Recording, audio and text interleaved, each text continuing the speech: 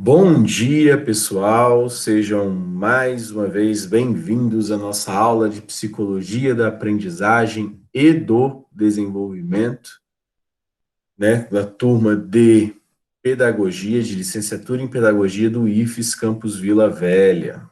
Né? Tem gente sempre tem que fazer essa abertura aqui, até para a gente lembrar qual que é a aula, né?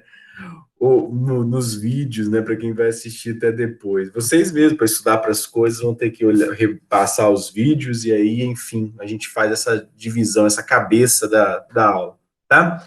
Na aula de hoje, nós estamos, então, aula número 5, nós vamos estudar, então, um pouquinho mais sobre o behaviorismo e sobre a construção da escola tradicional. Eu chamei aqui da escola do sujeito maquínico, fazendo uma referência à teoria de René Descartes, que vai possibilitar a construção, inclusive, de uma visão maquínica da escola, ou seja, uma escola mecânica, tá? Que vai ter também pressuposto na filosofia política inglesa de Bentham, né, do panóptico, e que vai ser questionada por Michel Foucault. Na aula 4, nós já começamos a ver o tópico 2, né, o tópico do behaviorismo do sujeito maquínico, e estudamos, relembramos um conteúdo da disciplina de Psicologia da Educação, que era, né, uma introdução à psicologia. Agora a gente está na Psicologia 2, então, mas que a gente via os princípios fundamentais de Pavlov e Watson, né, do condicionamento clássico. Vimos o que é o emparelhamento de estímulos, como um estímulo neutro se torna um estímulo condicionado, e como essas condições pavlovianas, wattsianas, né, porque não são apenas comportamentos a nível do cachorro que saliva, né, porque as emoções, os sentimentos também são a afetividade construídos, e a cognição, segundo Watson, né, o aprendizado efetivo, segundo essa dinâmica comportamental de estímulo e resposta. Né? Agora nós temos que evoluir um pouco, vamos continuar com essa parte revisional aqui, vendo um pouquinho de estímulos e de estímulos não, né? Essa parte com o behaviorismo radical, que é a questão, né, do condicionamento operante em Skinner, e aí, então, vamos evoluir para a parte propriamente nova do conteúdo, que é a escola tradicional sendo fundada nessa tradição pavloniana, watsoniana e skinneriana, ou seja, na tradição do behaviorismo, para a construção das escolas lancasterianas, que são as escolas disciplinares. Tá? Lembrando, deixa eu fazer aqui um parêntese, porque parece injusto, né? Parece até um erro conceitual. As escolas lancasterianas, elas existiam muito antes do behaviorismo se tornar uma tradição, tá? Mas o funcionamento da disciplinarização obedece um circuito que, a meu ver, pela minha leitura, tem muito das influências, digamos assim, dessa compreensão de que a regra ela acaba formando o indivíduo, né? E o behaviorismo acaba a expressão mais correta é coadunando, né? Se atrelando, se adaptando, se emparelhando a esse tipo de concepção escolar. Vamos lá. Condicionamento operante, o behaviorismo radical de Skinner. Não vou ficar com todos os conceitos do Skinner, não, tá? Mas apenas os mais importantes, principalmente a natureza e os usos dos condicionamentos, tá? Mas vamos lá. O que seria esse behaviorismo radical de Skinner? Ele seria antiteórico? Então, o fato de Skinner ter desenvolvido uma teoria para parecer, desculpa, pode parecer estranho ou incorreto para alguns críticos em razão a ele ser considerado um antiteórico assumido. Em 1950, escreveu o artigo intitulado As Teorias da Aprendizagem São Necessárias? E só para vocês verem, então, né, gente? Inclusive, essa disciplina, que é uma disciplina, então, de teorias da aprendizagem, de psicologia da aprendizagem, né, seria questionada pelo Skinner. Sua resposta, numa palavra, foi não. As teorias da aprendizagem não seriam necessárias, tá? Esse artigo posterior declarou que as teorias, embora possam ser agradáveis para seus criadores, têm pouco valor prático. Vocês vão entender por que ele está negando as teorias da aprendizagem, tá? Inúmeros críticos de Skinner, bem como diversos defensores, concluíram que o psicólogo era contra todas as teorias e que tinha, como o Etzby coloca, desenvolvido uma grande antiteoria. Skinner discordou. Felizmente, define meus termos.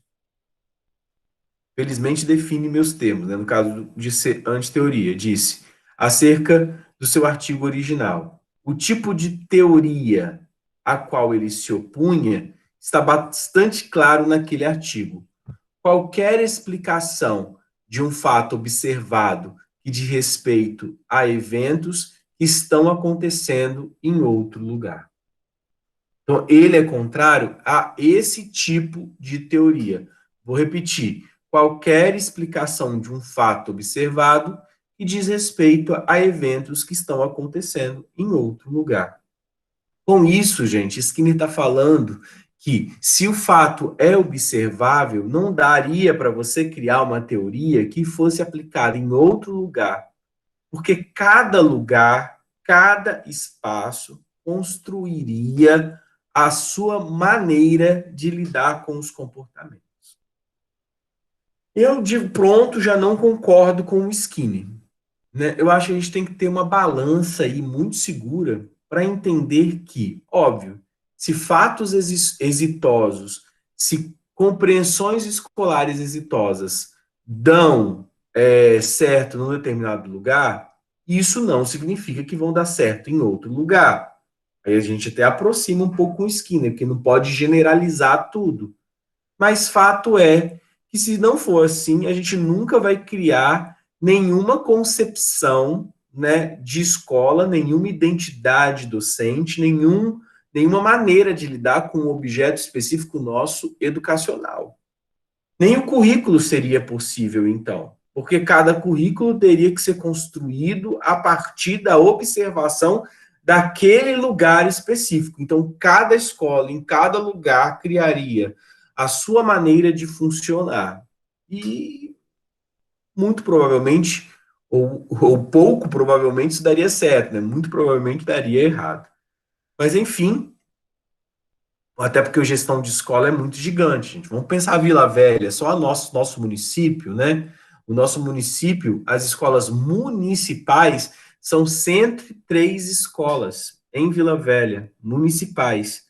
E aí você vai colocar o seguinte: além disso, são essas 103 escolas, elas atendem 55 mil alunos só em Vila Velha. Então você pensa, se a gente não tivesse a criação de um processo de gestão, de uma identidade pedagógica, de uma maneira de lidar, e deixasse as coisas acontecer do jeito que, sei lá, cada escola pensasse que tinha que acontecer ou funcionar, nós teríamos um problema gigantesco, né? Como exemplo do tipo de teorização ao qual mais se opunha, Skinner citou um filme educativo que assistira recentemente, para mostrar como se forma um reflexo.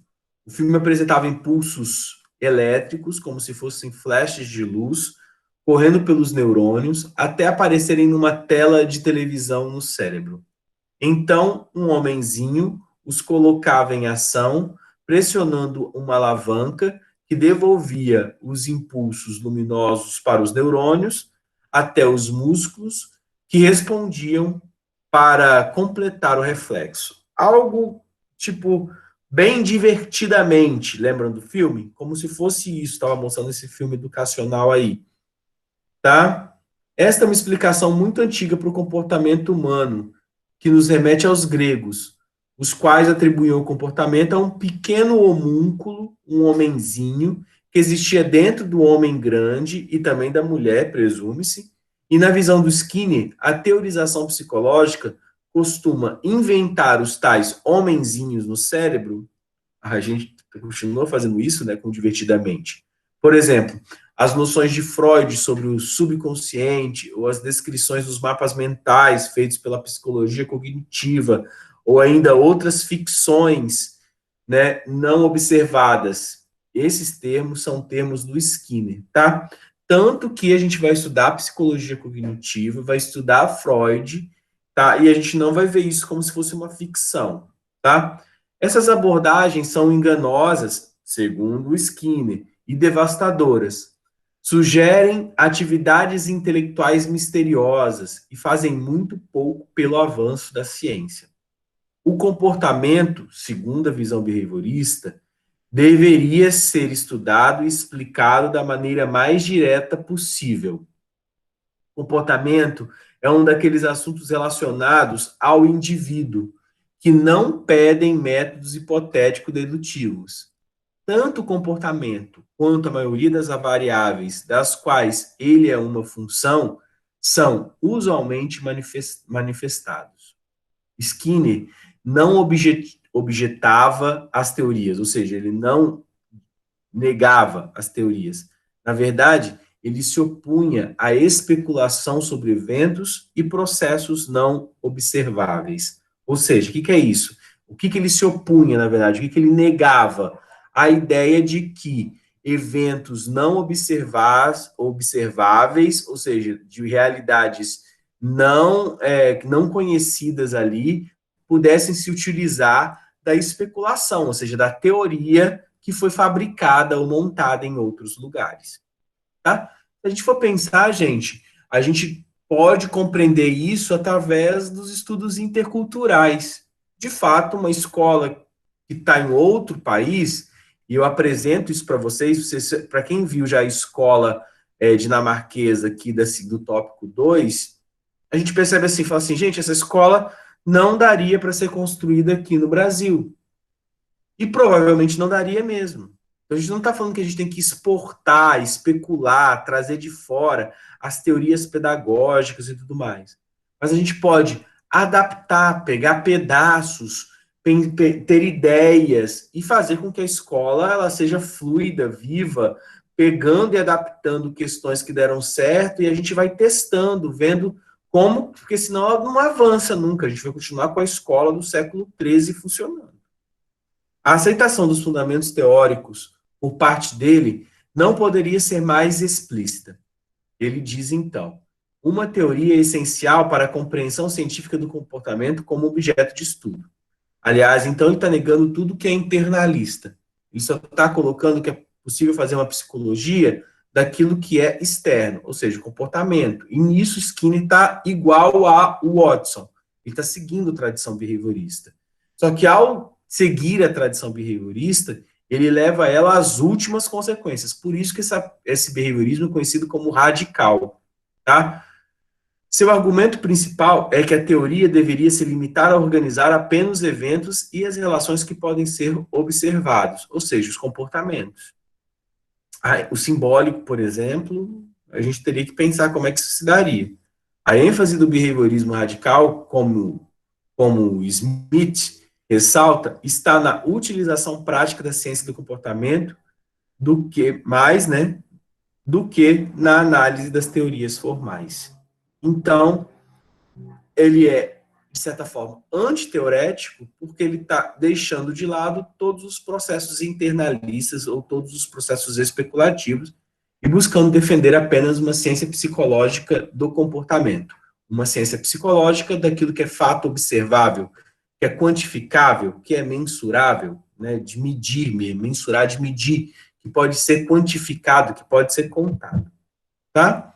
Uma das maneiras de se avaliar teorias, segundo Larsen, é olhá-las como histórias, que, entre outras coisas, refletem as experiências da vida de seus autores. Ela destaca que a abordagem comportamental de Skinner conta uma história de comportamento contextualizado, ou seja, A teoria se volta para o comportamento concreto dos organismos no contexto das condições definíveis e observáveis que o precedem e das consequências que a elas se seguem.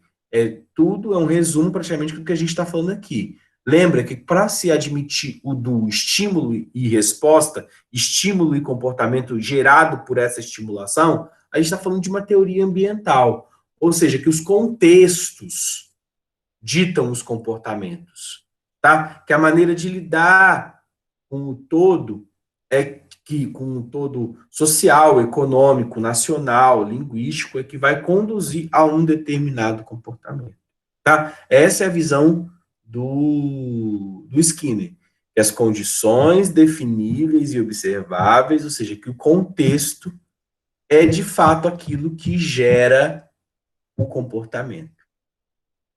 Então, vamos pensar o seguinte: se eu estou num contexto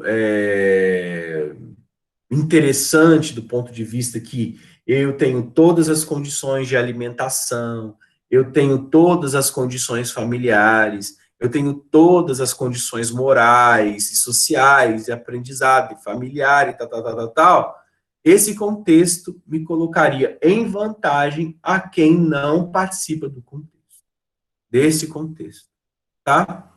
A gente tem que levar em conta que as teorias elas trazem alguma coisa de bom para a gente. Por mais que eu não concorde com a grande maioria das ideias do Skinner, eu tenho que compreender que essa perspectiva, ela inclusive se casa com uma perspectiva histórico-cultural, essa da força do ambiente. Mas a força do ambiente não pode ser a única determinante. E não é a única determinante. Mas fato é que se uma criança está num ambiente em que ela está passando fome, talvez a matemática nunca vai chegar na vida dessa criança se ela continuar estudando a matemática passando fome. Então, a gente tem que perceber que os contextos são importantes, sim, mas talvez, e aí eu coloco esse ponto de interrogação na cabeça de vocês, eles não sejam tão determinantes ou os únicos determinantes como pensava Skinner. Tá? Skinner não fazia objeção às teorias. Sua discordância estava relacionada a teorias que, no intuito de explicar o comportamento, apelavam para condições não observáveis de situações ou eventos. Por exemplo, ele considerava que a utilização das variáveis intervenientes era desnecessária e infrutífera. Segundo Skinner, são duas as características mais importantes do behaviorismo radical. As explicações sobre o comportamento se apoiam exclusivamente em fenômenos observáveis, ou seja, aquilo que está no interior, na interioridade do sujeito, não valeria para o Skinner, e aí, para mim, isso é um grande erro, tá? E a psicologia é considerada uma ciência objetiva, segundo métodos que envolvem a análise do comportamento sem apelar para eventos mentais subjetivos e para eventos fisiológicos especulativos. E aí, gente, também não concordo, né? A subjetividade, né, ela compõe essa maneira de pensar do indivíduo. Para o Skinner, gente, se a gente leva em consideração esses dois pontos, não existiria liberdade, tá? Porque eu seria fruto do meu ambiente. Os meus comportamentos seriam totalmente regrados, enquanto possibilitados ou ocasionados como frutos do ambiente. E não é assim, né? Não é porque eu estou num contexto difícil que eu não possa criar maneiras de repensar o contexto ou de que pessoas no mesmo contexto possam ser diferentes. É claro que eles vão ampliar isso daí, os behavioristas radicais, com uma ideia de metacontingência, que é esses contextos observáveis são muito específicos, são variáveis e tudo mais. Mas eu ainda coloco um ponto de interrogação nesse ponto, acreditando que se trata de uma psicologia determinista, o behaviorismo radical, que está querendo determinar aonde as pessoas vão estar. principalmente pela frase clássica do Watson, né, que dizia, me dê uma criança, né, me coloca aqui algum grupo de 10 crianças, e você me fala o que você quer que eles sejam no futuro, que eu vou entregar para você essas 10 crianças formatadas da maneira como a gente colocou, porque eu vou determinar as variáveis ambientais. E não é assim que acontece, né? Não é assim que acontece. Tá? A gente sabe que funciona o behaviorismo, por exemplo, existe inclusive uma educação militarizada, por exemplo, que obedece essa compreensão behaviorista, e uma educação disciplinar, e tenta formar sempre soldadinhos ou bonequinhos iguais, tá? Por isso, inclusive, a gente pensa até naquela, quando a gente vai falar de behaviorismo um pouco, né? A gente lembra daquele clipe do Pink Floyd, né? Em que as crianças estão dentro de uma cadeirinha, né? Formatadinhas, com as mãozinhas em cima da cadeira, e aí entrando dentro de uma máquina de moer carne, né, que é o The Wall, do Pink Floyd. E esse não há que se pensar que a gente vai conseguir formatar, e a gente nem quer isso, né, formar pessoas que sejam moralmente formatadas, que sejam comportamentalmente formatadas, que tenham uma personalidade que a sociedade vai dizer que é desejável. É a mesma coisa que criar robô para uma fábrica, tá? E aí a nossa crítica ao behaviorismo, tá? A gente já está evoluindo, vocês estão percebendo que a gente não está ficando só mais na teoria do behaviorismo. Essa disciplina ela tem que avançar, então por isso que ela é 2, tá? Por isso que ela é do desenvolvimento e da aprendizagem. A teoria de Skinner se baseia em 2 pressupostos fundamentais. Primeiro, ele acreditava que o comportamento humano segue certas leis. Segundo, embora a psicologia tenha tradicionalmente olhado para as causas internas do comportamento, Skinner começou seus estudos e os finalizou com a absoluta convicção de que as causas estão fora da pessoa e podem ser observadas e estudadas. Como consequência dessa postura, a teoria de Skinner é o resultado da busca pelas leis que governam o comportamento, feita de forma objetiva, descritiva e não de modo especulativo e inferencial. É interessante notar que, exatamente por esse motivo, seu trabalho permanece livre das críticas que tentam invalidá-lo, tá? Ou seja, ele é objetivo, descritivo e foge do especulativo. Então, isso cria dele uma barreira, né? Porque se ele vai falar, se as críticas vêm das outras teorias, como a gente está fazendo aqui, eles vão falar que essas críticas que vocês estão fazendo, elas são especulativas, elas são internalistas, elas partem de uma ideia de simbólico, elas partem de uma ideia de que os sentimentos podem ser construídos dentro da consciência, né? E que aí vocês vão querer pensar na consciência, que tem um inconsciente. Então, quer dizer, eles vão negar toda essa possibilidade, tá? Na verdade, inclusive, os afetos que a gente possui, né, são comportamentos afetivos e são possíveis de serem explicados através de uma observação científica. Tá? E aqui com a gente, nem tudo consegue ser tão científico assim, né? Tem uma pulsão, uma parte que é especulativa, e a gente pode chamar também de conhecimento especulativo, de conhecimento filosófico, tá? As principais críticas são aquelas que interpretam o sistema de Skinner como implicado que os princípios de condicionamento operante podem finalmente ser usados para explicar e controlar todo o comportamento humano e que tais princípios podem, então, ser mal aplicados. Outros críticos acreditam que a abordagem skinneriana do comportamento, como sujeito a leis e, consequentemente, explicáveis por leis, faz os humanos seres menores do que são, tá? E aí essas críticas a gente volta no final do capítulo, que é aquela que a gente faz a avaliação do teórico, neste livro aqui, né, que eu peguei, o behaviorismo. E aí, então, é criada uma disciplina, né, com o Skinner, chamado AEC. Inclusive, os cursos de psicologia têm AEC, tá?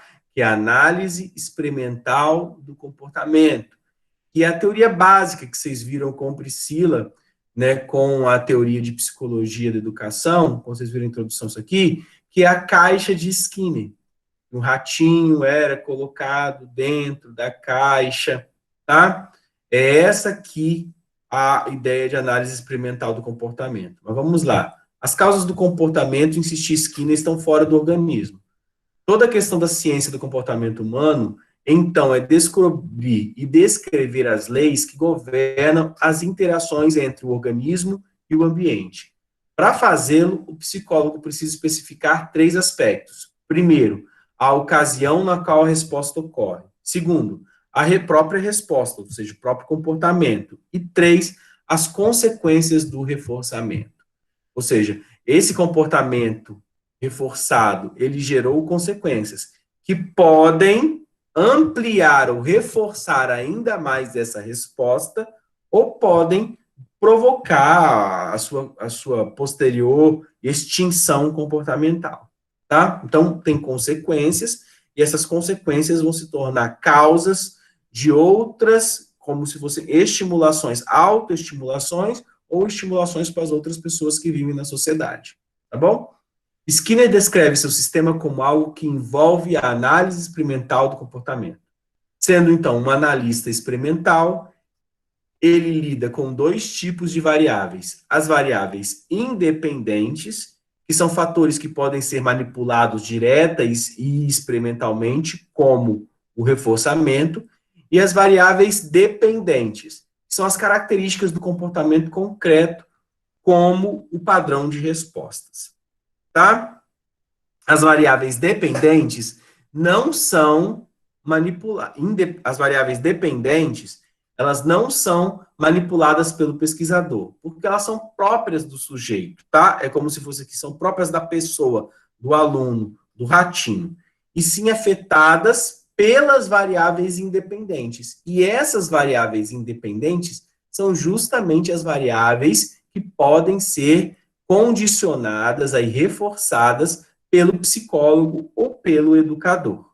Então, o objetivo é descrever as leis que governam as relações entre essas 2 variáveis. As variáveis dependentes, ou seja, do mundo de quem vai ser reforçado, e as variáveis independentes, que é do mundo do reforçador, ou do pesquisador, ou do educador, e na relação educador com educando vai ser aquele que vai ter as variáveis independentes. As variáveis dependentes são os padrões de resposta e são de certa forma, não apenas adquiridas passivamente, mas são formuladas pelo aluno ou pela pessoa que está sendo reforçada. Feito isso, é possível ampliar e refinar o controle sobre as variáveis, tá? Variáveis, no caso, dependentes. Em outras palavras, fica possível controlar o comportamento, que é algo que eu estou criticando desde o início dessa aula. Né? A ideia watsoniana, e acaba sendo skinneriana, de que o comportamento pode ser controlado dentro de uma caixa ou dentro de um determinado ambiente. Os elementos essenciais do sistema visto como variáveis dependentes e independentes estão resumidos nessa tabela 4.1 aqui, tá? Que as variáveis independentes é o tipo de reforçamento e os esquemas de reforçamento. Né? Se ele vai ser um reforçamento positivo, qual vai ser a estrutura, se vai ser uma punição, se vai ser um reforçamento negativo, como que esse reforçamento vai ser esquematizado, metodologicamente construído.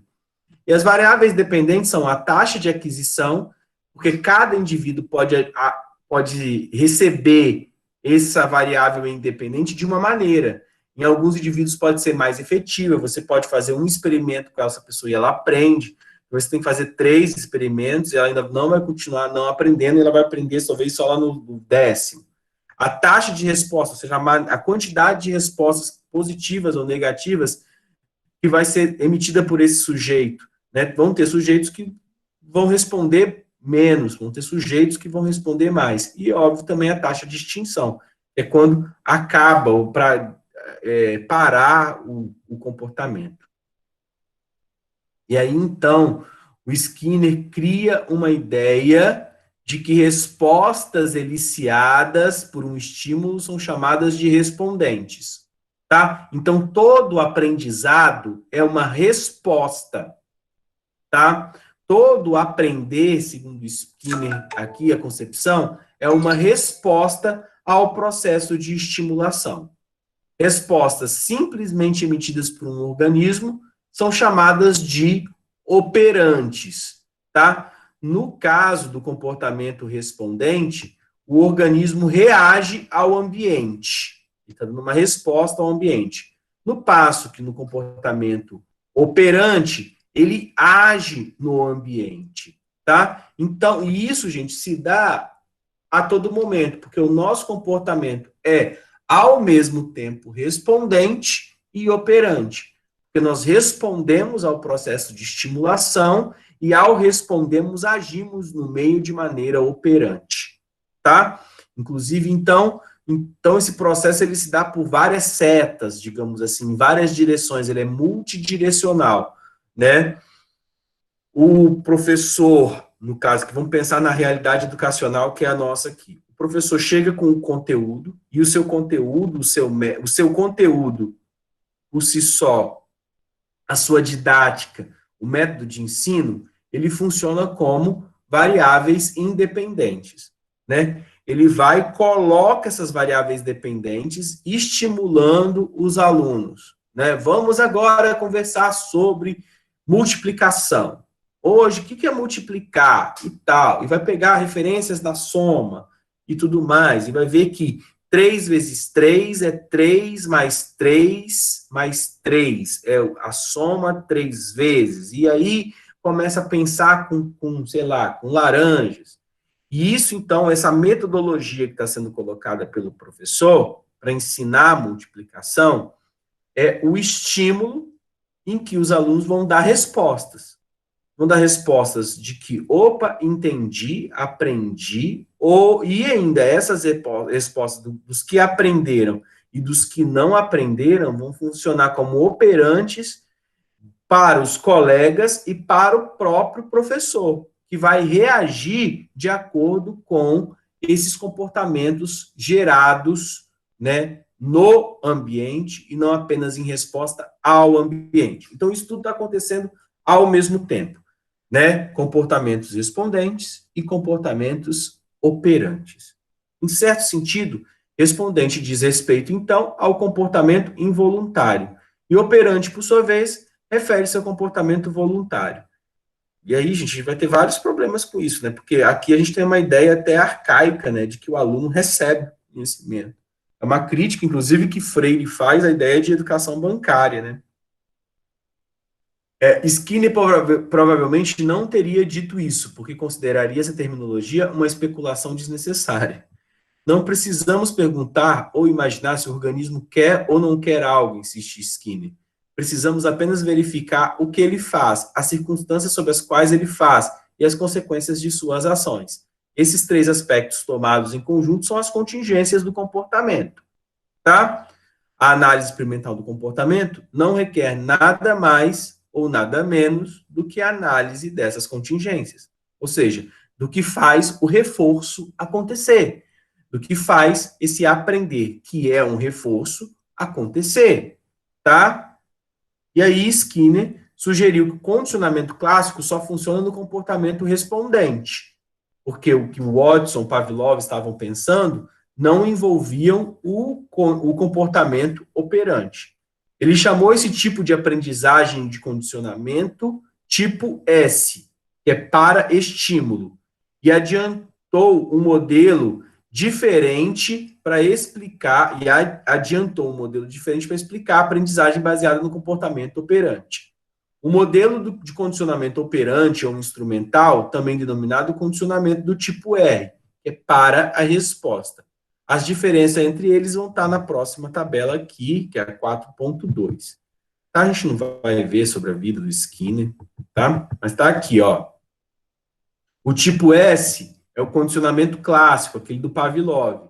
Lida com respondentes que são eliciados como respostas a estímulos e surgem involuntariamente.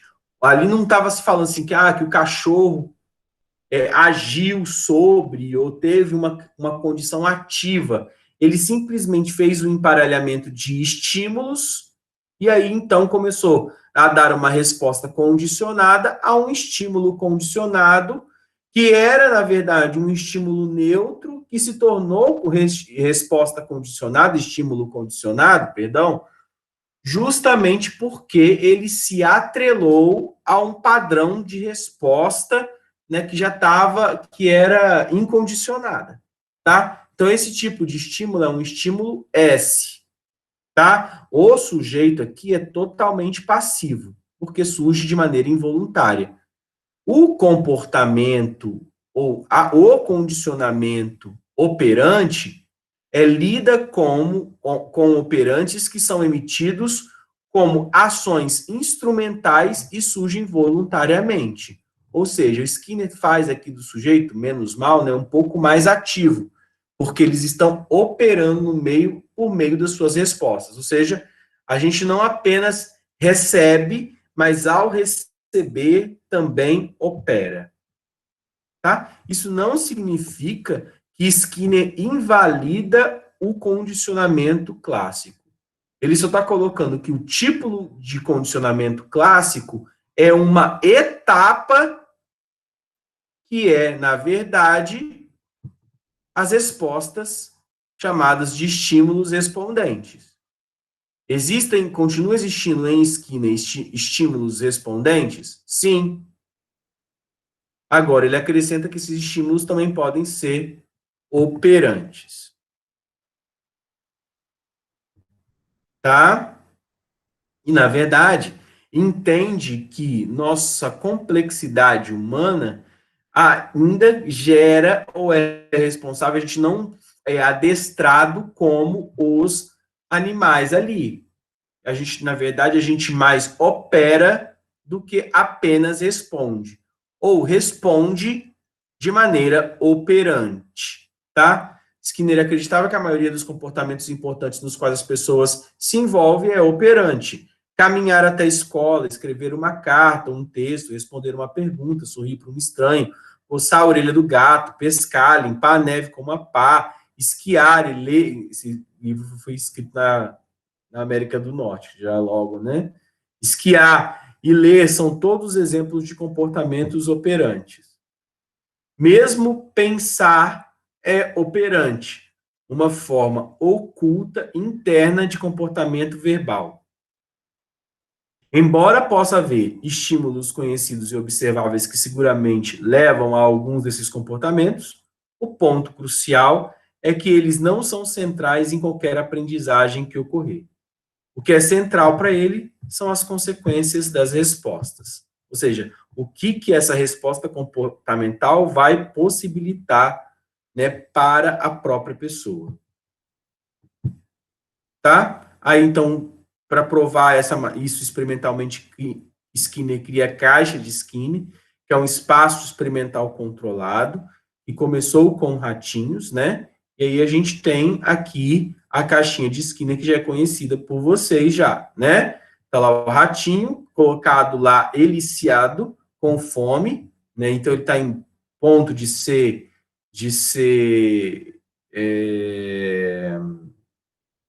ele precisa de um estímulo, o estímulo alimento vai fazer com que ele aprenda mais rápido, porque ele está com fome.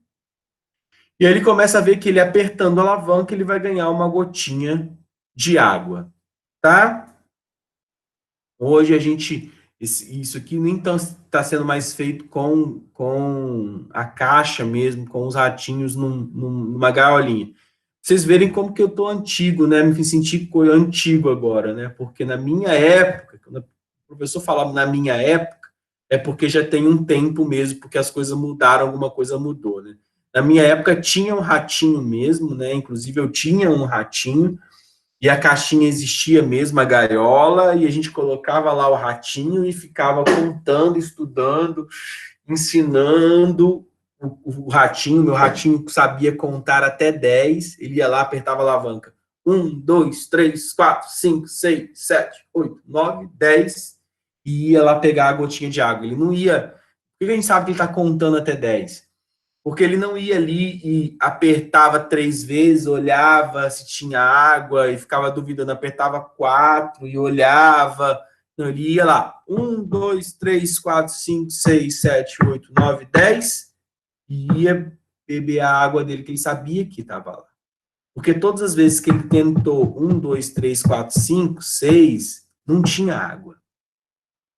Então, a nossa estrutura fisiológica, comportamental, ela obedece sim padrões de estímulo-resposta. Dizer que está totalmente errado, que isso aqui não existe, essa questão agora que a gente vai ver do reforço positivo, da punição não existe, não dá para fazer, porque nós funcionamos assim também, tá? A questão é que nós temos uma complexidade maior de fenômenos que não podem ser ditas apenas dessa maneira. Apesar de que esse padrão complexo de fenômenos, os behavioristas também vão nomear. Eles vão pensar todas as diferenças entre as contingências, pensar se é de fato uma contingência e tentar dar uma fórmula matemática para explicar os comportamentos. Então, eu não quero chegar aqui nem no 8, nem no 80. Não dá para dizer que só estamos falando de bobagens, né? Porque o desenvolvimento humano mostra para nós, justamente, das crianças muito pequenas, uma relação de aprendizagem extremamente envolvida pelo padrão de estímulo-resposta. Tá? E aí, então, de acordo com que a complexidade da cultura vai envolvendo, nós vamos tendo outros padrões de montagem da consciência, outras teorias que, a meu ver, conseguem dar mais sentido às explicações da nossa psique e da própria explicação do nosso aprendizado. Agora, não dá para dizer que nós não somos reforçados, né? Que é o quê? Se você vai conversar com uma pessoa e ela sempre faz para você uma cara feia, tem hora que você vai falar, quero mais conversar com essa pessoa, não é? Toda vez que eu vou lá, ela faz para mim uma cara feia, então por que eu vou conversar com ela? O que é isso, gente? A cara feia da pessoa para você é uma resposta operante que vai produzir em você também um padrão de resposta operante. Que é, não quero mais conversar com fulano. Toda vez que eu vou falar com fulano, fulano tá com cara feia. Então, não dá para dizer que o behaviorismo não exista ou que é uma teoria que não tenha uso prático, né? E nem tampouco dizer que não funciona assim. Entendeu? A gente não pode dizer isso. Mas a gente entende que a gente consegue evoluir na maneira de lidar com estes fenômenos comportamentais e pensar esses fenômenos comportamentais através de um paradigma ético, um paradigma político, um paradigma científico diferente deste. Porque senão nós vamos estar reforçando também uma ideia de que a escola só vai conseguir avançar, ou só vai conseguir funcionar através de prêmios meritocráticos e punições autoritárias. E a escola tradicional tem muito disso, né? Para o, aspas, bom aluno, e aí a gente tem que entender o que é o bom aluno, mas para o bom aluno, eu dou reforçamento positivo, que vai além da nota azul, azul e vermelho, lembra disso? Né? Vai além da nota boa, né? Os prêmios, as possibilidades, as oportunidades, e a escola para de pensar quem é este bom aluno e quem é principalmente o mau aluno, que é aquele que não está sendo alvo efetivo das condições de aprendizagem, porque o reforço não está alcançando ele, porque o padrão de conduta e aquele tipo de atuação disciplinar para ele pode ser repressivo e não permitir que ele desenvolva as suas habilidades e as suas competências, justamente porque ele está sendo condicionado de uma maneira errada. Agora, hoje, óbvio, a gente pode ler os fenômenos por meio da teoria.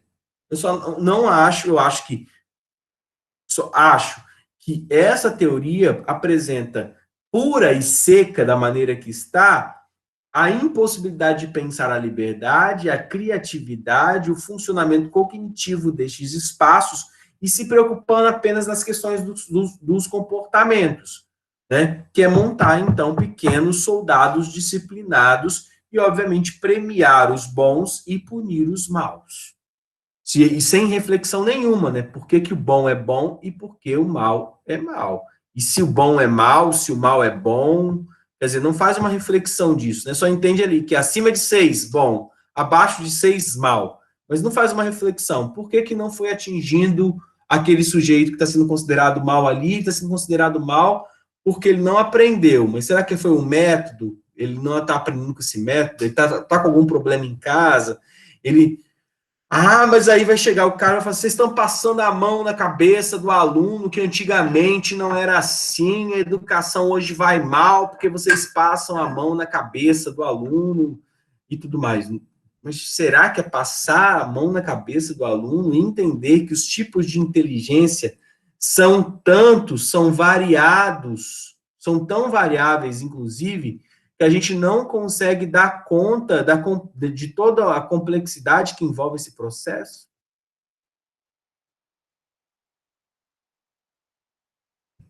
Entende? Tá? Então, nós entramos, então vai ter as modalidades do tipo de comportamento, né? Óbvio que Skinner está pensando para além do SR, né? Mas pensando por uma ideia de reforço, tá? Né? A ideia de ganhar alguma coisa com esse reforço, que pode ser, então, um reforço positivo, que é uma satisfação do comportamento, ou um reforço negativo, que é tirar alguma coisa que estava incomodando aquela pessoa e que também vai provocar satisfação. O importante, a ideia de reforço, é que o reforço, como um prêmio, provoca uma satisfação. E essa satisfação faz com que a pessoa pense o seguinte: opa, eu vou repetir isso porque foi legal, né? Eu saí com a fulana e a ciclana e foi tão divertido, a gente riu tanto, a gente comeu coisas gostosas, não sei o que, aí você pensa assim, isso foi um reforço positivo. Eu falei assim, opa, eu vou repetir isso num outro momento. Ou, nossa, eu assisti a aula do professor de Emerson, foi, não sei, né, você pensa assim, mas foi bacana, a gente aprendeu uma coisa diferente, ele fala de maneira legal e tal, e eu me senti bem com aquilo, eu vou repetir aquilo ali, tá? Mesmo isso que, a aula do Jamerson, ele ficou falando, eu não gostei, eu tava com sono, eu queria mandar ele pra puta que pariu, e aí você vai reforçando de maneira, você não é um reforço negativo, né? Você vai entendendo que isso é uma punição à aula, e que você, então, não tem que se envolver com aquilo ali. A gente já falou um pouquinho disso com o Watson, em Skinner funciona mais ou menos do mesmo modo, mas tem a ideia, né, a nomeação de reforço positivo, de reforço negativo e de punição, tá? Reforço, gente, sempre tem a ver com satisfação. Satisfação porque você ganha alguma coisa ou porque tira alguma coisa que está te fazendo mal, que é aversivo. E a punição coloca um reforço, não é um reforço, né? Coloca alguma coisa que é insatisfatória, né? Dá um choque, dá uma nota baixa, né? Dá um grito, né? Então, o reforço negativo, a gente está muito mais ligado a um alívio. Ufa, mas tem satisfação, tá? Aí, geralmente, as pessoas confundem muito, né, o reforço negativo com a punição, e aí ele coloca, né, exemplos, vai colocando exemplos para mostrar como é que elas funcionam. Mas a ideia é reforço positivo, recompensa. Reforço negativo, alívio. Vocês querem um tipo de reforço negativo? Cancelar uma prova. Né, funciona muito como reforço negativo, né? Porque a ideia de ter uma prova, que é ter uma prova, poderia criar uma condição, aí você estava aquilo chateado, não sei o que, aí fala, cancelou a prova.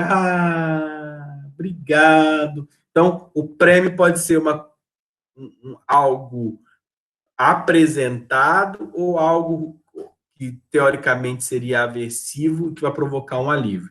E a punição é o castigo, né? Tá? Vamos então para as implicações.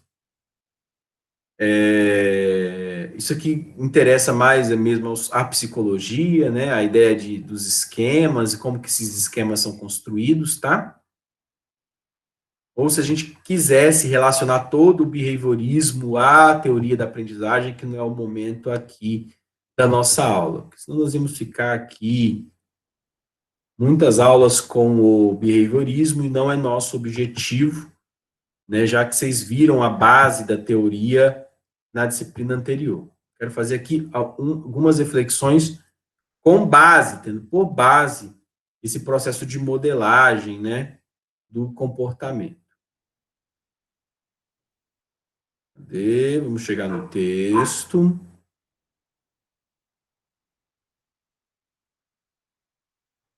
Aqui. São as aplicações educacionais. Como Skinner destaca, as sociedades fazem uso extenso das contingências aversivas, quando as contingências positivas seriam bem mais humanas e provavelmente mais eficientes. Tá? Ele escreve, por exemplo, que os métodos de controle dos principais instituições sociais no mundo baseiam-se nas contingências aversivas. Esses métodos são bastante evidenciados nas escolas, onde as reprimendas, né, as brigas, a suspensão, as notas baixas e as ameaças de punição são quase sempre aspectos dominantes no cotidiano dos estudantes. Em vez do elogio, dos gestos de delicadeza, da promessa de notas altas ou da possibilidade de outro reforçamento importante. Uma sala de aula é como uma caixa de Skinner gigante, né? Então, quer dizer, isso aqui que é a minha crítica, né? Se nós estamos numa caixa de Skinner gigante, ele está entendendo que nós e os ratos funcionamos da mesma maneira, né? Os professores fazem o papel dos pesquisadores, eles programam e administram recompensas e punições.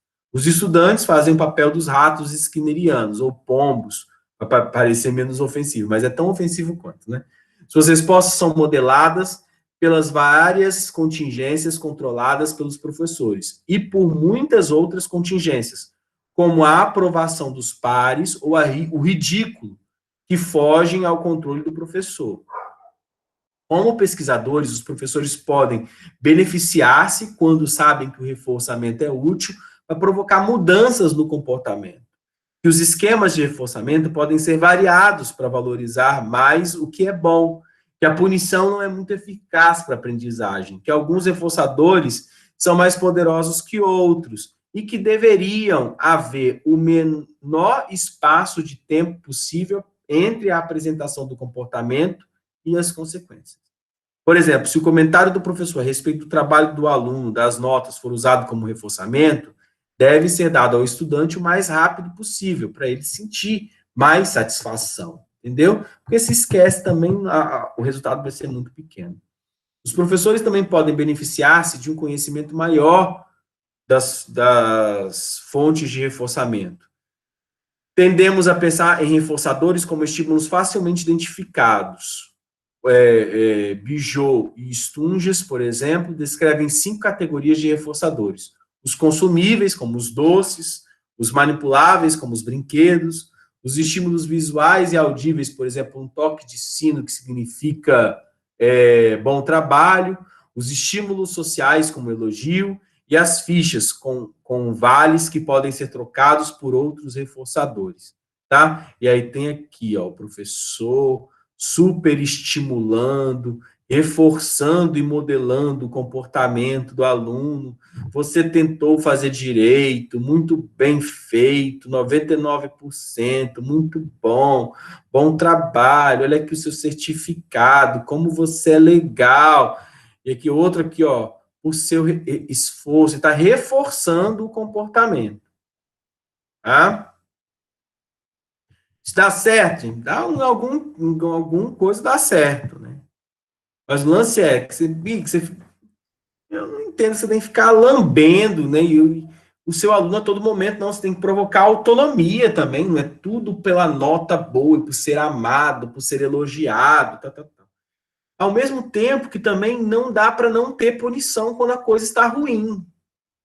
O professor não pode ficar refém da condição de você trazer uma punição, tá? Né? Tipo, gente, olha, até porque, como eu já havia dito, os comportamentos respondentes não são apenas respondentes, eles são operantes, tá? E aí o professor fica, para quem está fazendo estágio, sabe como é que funciona. Quando você chega dentro de uma sala, tá aqueles meninos todos em cima da carteira, fazendo a revolução, né? Quebrando tudo, jogando tudo para cima, gritando. E aí você vai chegar lá e falar: gente, como que vocês são legais, vamos, não sei o quê. Tem hora que você dá uma de louco,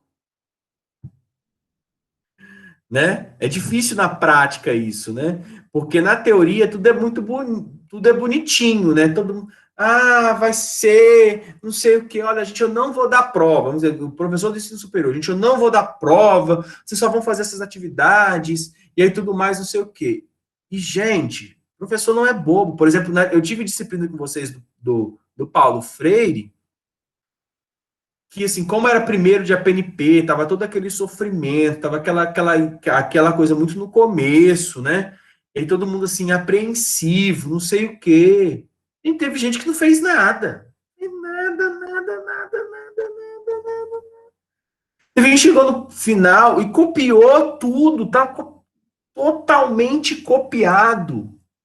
Sabe? Eu falei assim, o momento de falar com eles não é agora. Fui dando nota.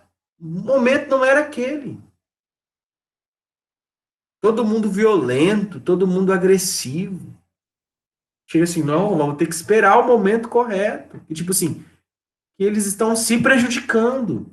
Vamos ter que ter outra história de reforçamento.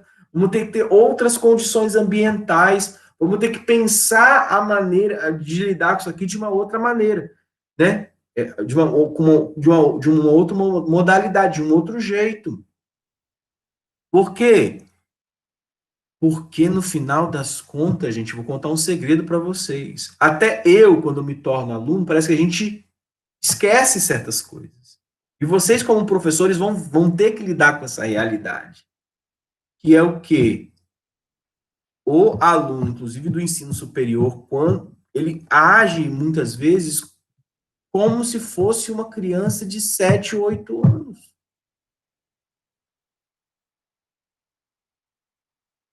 E a gente tem que trabalhar a necessidade de amadurecimento nos processos educacionais.